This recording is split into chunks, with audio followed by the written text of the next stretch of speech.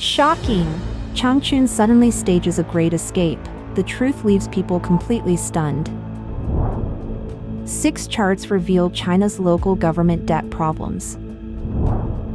iPhone 15 sales in China are worse than iPhone 14.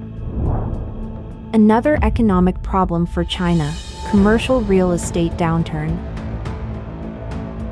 It's all covered in today's China Truths. Shocking! Changchun suddenly stages a great escape. The truth leaves people completely stunned. The provincial capital of Jilin province in China, Changchun, recently staged a sudden great escape. In more detail, online videos depict extensive lines of cars gridlocking Changchun streets in recent days, causing unrelenting traffic congestion around the clock. Train stations are overwhelmed by passengers, and the lines of travelers waiting for their train seem endless. This has left many individuals astounded, with some questioning the reason for the substantial crowds and pondering whether Changchun has already plunged into the Spring Festival travel rush season. As it turns out, shortly after the National Day holiday, Changchun initiated a new round of traffic management. According to an official report from Jilin Daily on the 9th, the Changchun Municipal Public Security Bureau decided to conduct a 1-month comprehensive operation for road traffic management. The aim is to create a secure, smooth, convenient, and efficient urban road traffic environment for residents. Notably, one of the 5 major tasks is to deploy special police teams. These teams consist of 200 officers, 98 support officers from urban police stations, various district governments, and development zone management committees. The authorities have stated that this approach will help reinforce a strict control and management atmosphere. Furthermore, each district's traffic police brigade will establish enforcement teams to crack down on traffic violations that disrupt the flow of traffic. Furthermore, surveillance cameras at important locations will be updated and maintained. Nevertheless, local residents have provided feedback. It essentially serves as a disguised means of imposing fines. Traffic police are actively patrolling day and night to issue fines. Where you park your vehicle doesn't matter. If there are no designated parking spaces on the ground, you'll receive a fine of 200 yuan. Some traffic police even venture out to issue fines at 9 or 10 o'clock at night, which has stirred anger among the public. Late-night fine issuance is likely a first in the country. However, some argue that this is still humane. What they may not be aware of is that traffic police in other regions surreptitiously issue tickets at 4 in the morning.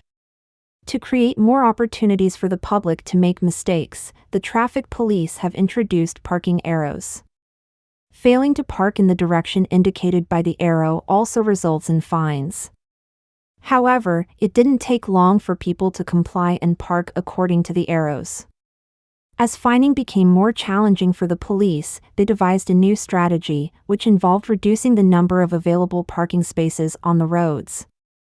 Cars won't magically disappear, but with a significant decrease in parking spots, the traffic police can finally go out and collect money every day without disruption.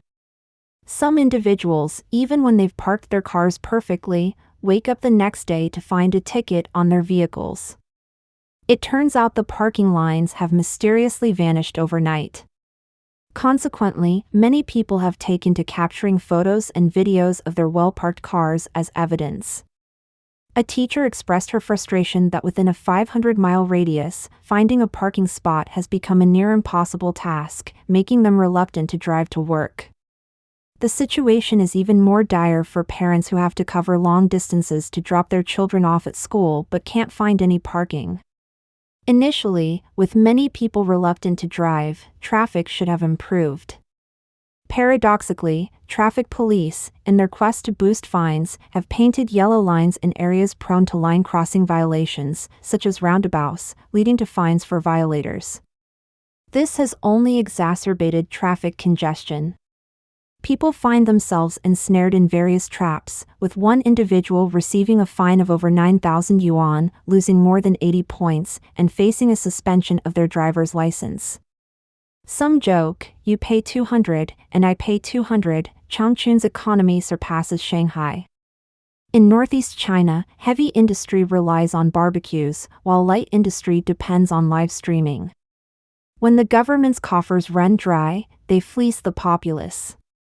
Those who could escape have left, leaving behind either those within the system or staunch supporters of the regime. This issue isn't confined to Changchun. Many cities in China have witnessed the deployment of urban management, traffic police, and agricultural management officers actively issuing fines to boost revenue. 6 charts reveal China's local government debt problems. The enormous debt mountain accumulated by China's local governments has become a major problem for the world's second-largest economy. How to address the local government debt problem may determine the success or failure of China's financial system in the next several years, as well as the development trajectory of the whole economy. According to the Wall Street Journal, China's municipal governments have long been saddled with heavy debt burdens, partly due to the country's fiscal system. Most tax revenues go to the central government and are burdened by provincial and municipal governments. As previously reported, the problem of local government debts have recently become significantly more severe, reaching a level that cannot be ignored. In May, the Finance Bureau of Guiyang, the capital city of Guizhou province, admitted that it basically ran out of measures to defuse debt risks itself. In September, Inner Mongolia announced the issuance of 66 billion yuan, approximately $9 billion, worth of special refinancing bonds to help repay high-interest bonds issued before 2018. The International Monetary Fund, IMF, predicted in February that the ratio of China's local government debts to GDP would surge 9 percentage points this year, following a rise of 5 percentage points in 2022 and an increase of 2 percentage points in 2021. Below are 6 charts indicating China's mountain of local government debt is now teetering on the edge. Chart 1: Estimated local government debt burden in China. Much of this local government debt is issued off official balance sheets at high interest rates through local government financing vehicles, or LGFVs. These are corporate fundraising platforms controlled by local governments. Chart 2: Major sources of local government fundings, excluding debt. But banks and households are the main creditors, with households becoming creditors by purchasing retail wealth management products backed by LGFV bonds. If too much debt goes bad, there will undoubtedly be financial and political risks. Why is this long-delayed issue finally coming to a head? One reason is that taxes and land sales for real estate development, 2 important sources of local government revenue, have taken a heavy hit in 2022. And this comes at the time the government were boosting expenditures to combat the expansive COVID pandemic. Land sales account for about a quarter of local government revenue. Meanwhile, property and land sales are not expected to make a quick recovery. This could lead to permanent holes in local governments' budgets. Chart 3: Chinese bond yields and interest rates. Ironically, China's problems are also partly the result of the government's previous crackdown on the country's shadow banking system in 2018. The crackdown has starved the already cash-strapped local government financing platforms of another funding source besides banks and the bond market. Since 2018, the yields of bonds issued by many higher-rated local government financing vehicles have shown a downward trend. But as lower-rated bond issuance costs remain very high, doubts are growing about the credibility of local government financing vehicles, and alternative funding sources such as shadow banks have dried up. At the same time, returns on investment from many local government projects have plummeted due to years of overbuilding. For example, data from data provider CIC shows that the return on assets in the power and heating industry has dropped from about 4% in 2015 to 1.5% in 2022. For local governments, falling returns, legacy high interest costs, and extremely sluggish land sales have combined to create a headwind. But there are some reasons for optimism. Chart 4: Chinese power sector returns, interest rates, and bond yields.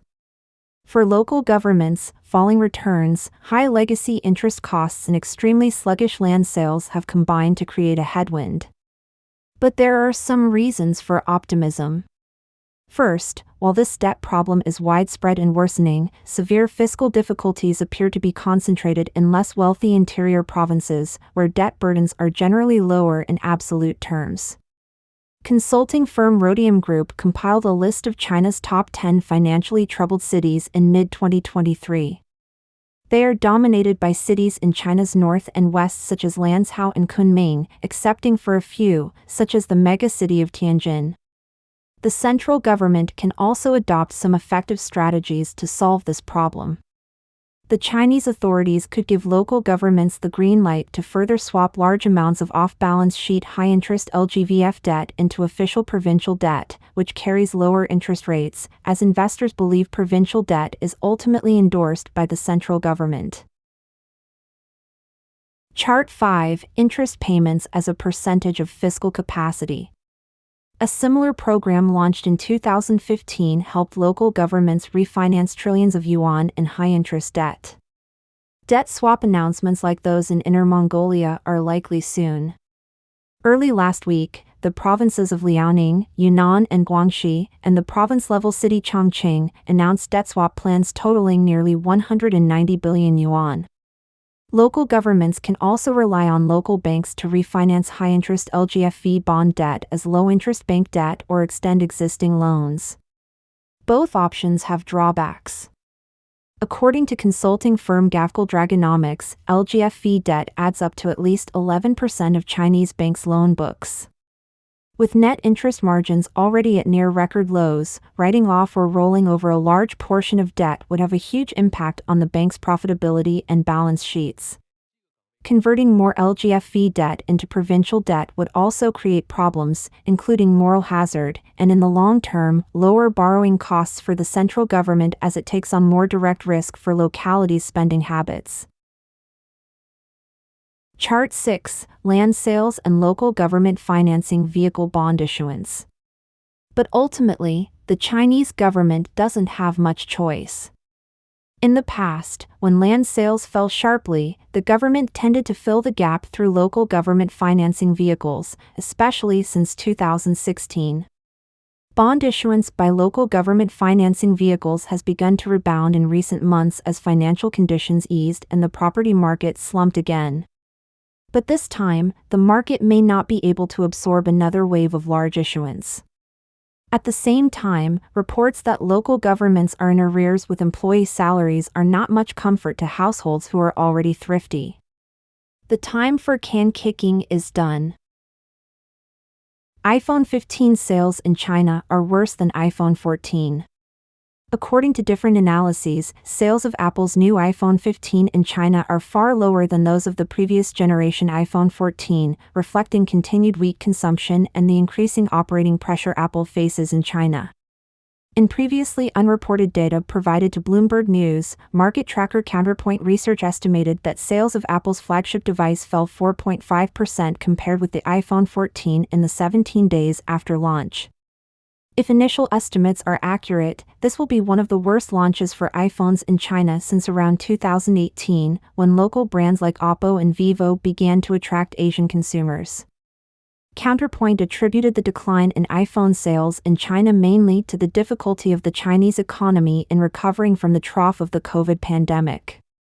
Previously, Beijing implemented extreme COVID policies for nearly 3 years, which severely damaged the Chinese economy.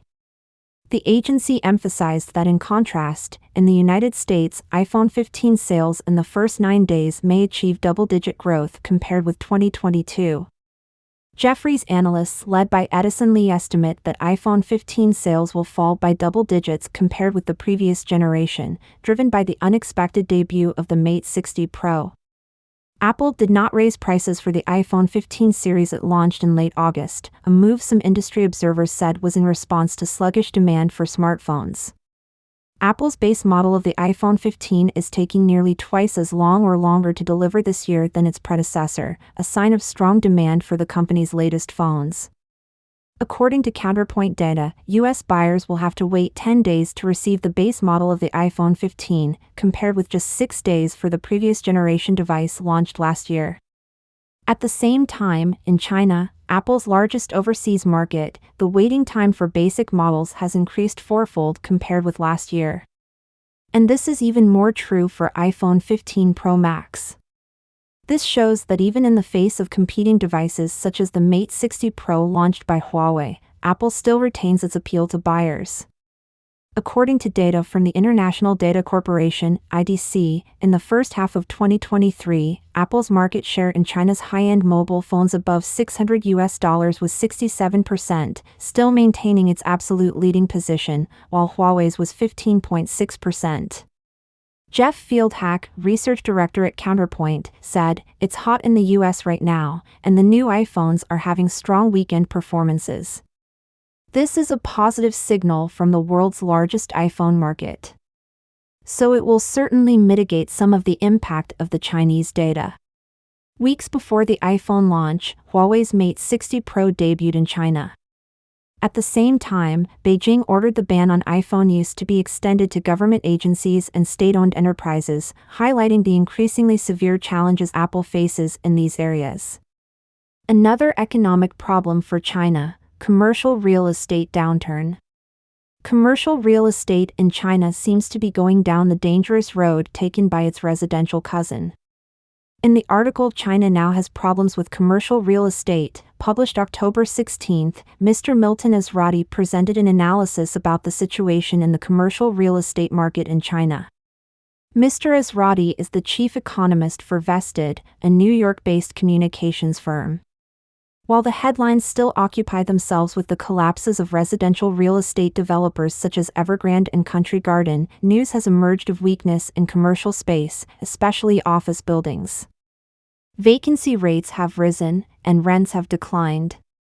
The problem seems set to get worse, putting yet another hurdle in the way of Beijing's efforts to get the country's economy back on an adequate growth track. Unlike residential space, Beijing never hyped or promoted office construction. Its problems are not due to overbuilding. Instead, office space suffers from the legacy of COVID-19 lockdowns and quarantines. Like office workers in the United States and Europe, Chinese white-collar workers seem to have embraced working from home. Indeed, the trend may be stronger in China than in the West because Beijing's zero-COVID policy kept lockdowns and quarantines in place long after Western economies reopened and returned to work. This fact and staffing reductions in response to the general slowdown in China's economy have precipitated a falling demand for office space. The official National Bureau of Statistics offers few figures on office vacancy rates, but there are other sources of information. One comes from the regular reports of British real estate service provider Savills. That company offers a review of Grade A office space in China's top cities, Beijing, Shanghai, Guangzhou, and Shenzhen.